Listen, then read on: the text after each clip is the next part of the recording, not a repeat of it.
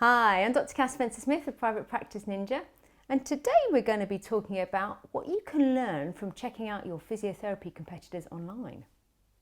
Are you a physio in private practice, and are you sometimes a bit worried about the competition? Well, I think it's really important that we take time to check up on what our competitors are doing. Now, I don't mean this in a kind of ruthless, corporate-y style way. I simply mean being open-minded about what's going on around you. Now, I regularly work with physios, and one of the first things I say to them is, who are your competitors? It's an interesting question, isn't it? And one good way to check this out is to go online. The first thing I want you to do is do a big fat Google search. Now, you may be unaware that there is a physiotherapist 2 roads down from you that does something very similar to yourself. So how do you know who is around you? Well, open up a Google browser and type in something around physios in your area. So it could be physiotherapists in Waterloo, London, or it could be physiotherapists in SE1 London, and look to see what comes up. Then I want you to grab a pen and paper and start making some notes.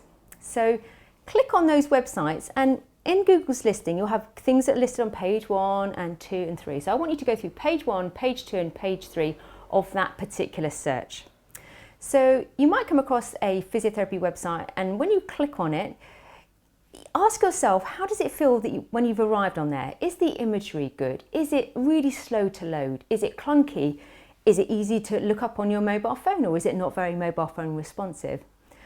Is there useful information on there that talks about the services that they provide? Are they regularly updating their blogs, etc.? These are all things you can do better, I'm sure. And it's amazing what looking at someone else's site triggers about our own feelings about our own site. One of the key things that physios sometimes neglect to do, as do doctors, is to put prices on their website. Now, sometimes people are worried about prices because they think, if I put the price on my website and it's different from the price on my competitor's website, surely a patient is going to go and see the cheaper physio. And the answer is no, but it is very important to put some pros on your website that talks about prices.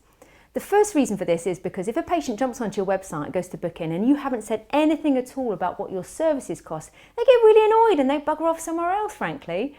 So you need to be listing your prices, and a good way to do this is to use one of Marcus Sheridan's, he's a very famous marketer, his technique for talking about prices.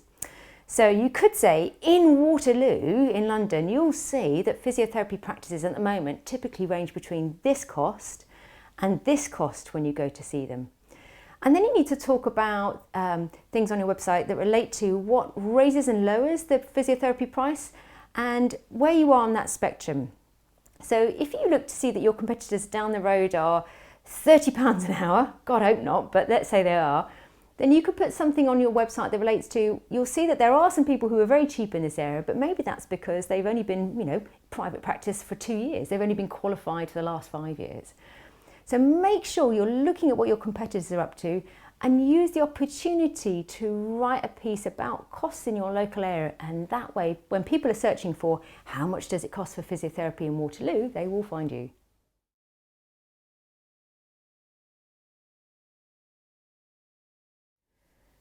The second thing I want you to do is to download a bit of free sleuthing software, and it's called Screaming Frog. And if you go to www.screamingfrog.co.uk, you'll find a free downloadable bit of software that basically allows you to crawl over your competitors' websites.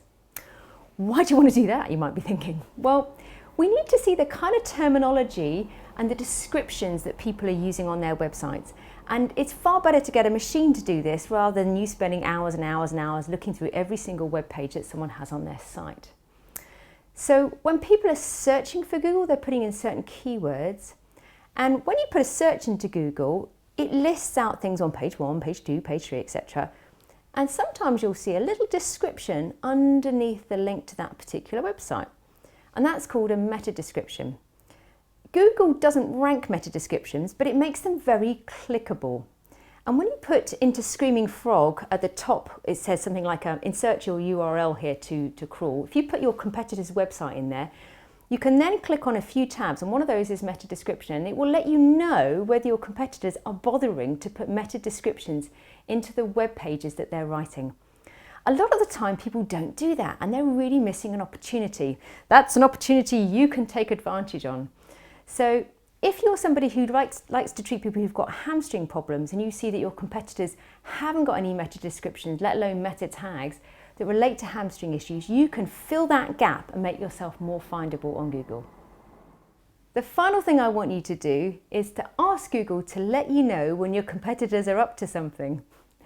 So one way to do this is to set what's called a Google alert. So if you go to www.google.com/alerts, you'll see a little box pop up, and you can put in there the name, for example, of your competitor that's down the road from you. So it could be, I don't know, Alice Bones or something like that. When you put that in there, Google will see that something new has come up on a website and be able to show you, hey, look, she's written some fabulous new blog over there.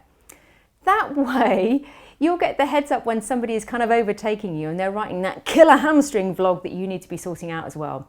So let Google do some work for you, and you then don't have to be on the web 24/7. I'm Dr. Cass Spencer-Smith of Private Practice Ninja. Don't forget to subscribe, and we'll see you next time.